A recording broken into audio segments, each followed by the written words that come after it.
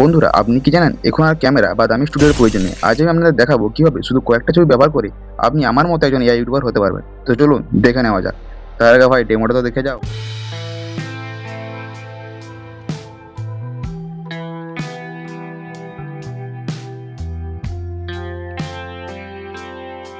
সর্বপ্রথম আপনাকে চলে আসতে হবে জেমিনি আইতে। জেমিনি আই আসার পর নিচে একটা প্লাস আইকন পাবেন, এই আইকনে আপনাকে ক্লিক করতে হবে। এই আইকনে ক্লিক করার পর আপনার সামনে কয়েকটা অপশন শো করবে। এখানে গ্যালারি বলে যে অপশনটি আছে সেই অপশনটা আপনাকে চুজ করে নিতে হবে।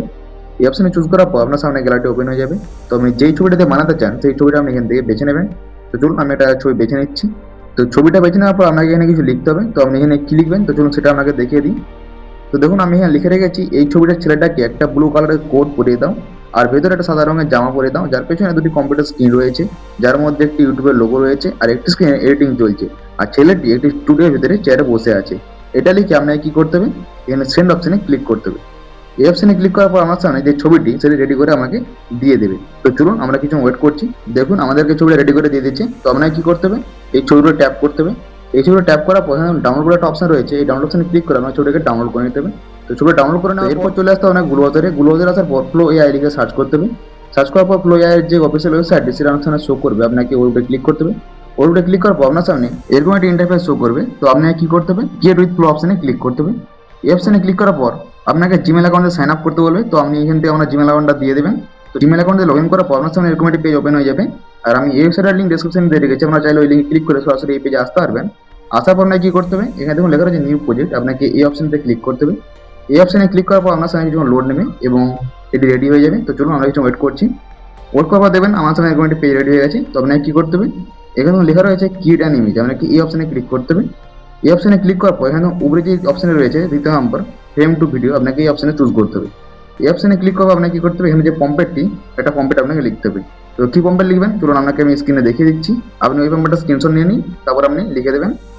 এই পম্পেটটি লিখে দেওয়া আপনাকে কি করতে হবে, এখানে প্লাস আইকনে ক্লিক করবেন। এই প্লাস আইকনে ক্লিক করে যে ছবিটা আপনি করেছেন সেই ছবিটা আপনাকে এখান থেকে বেছে নিতে হবে। তো আপনাকে আপলোড অপশনে ক্লিক করবেন। আপলোড অপশনে ক্লিক করার পর তো চলুন আমি এখান থেকে ছবিটা বেছে নিচ্ছি।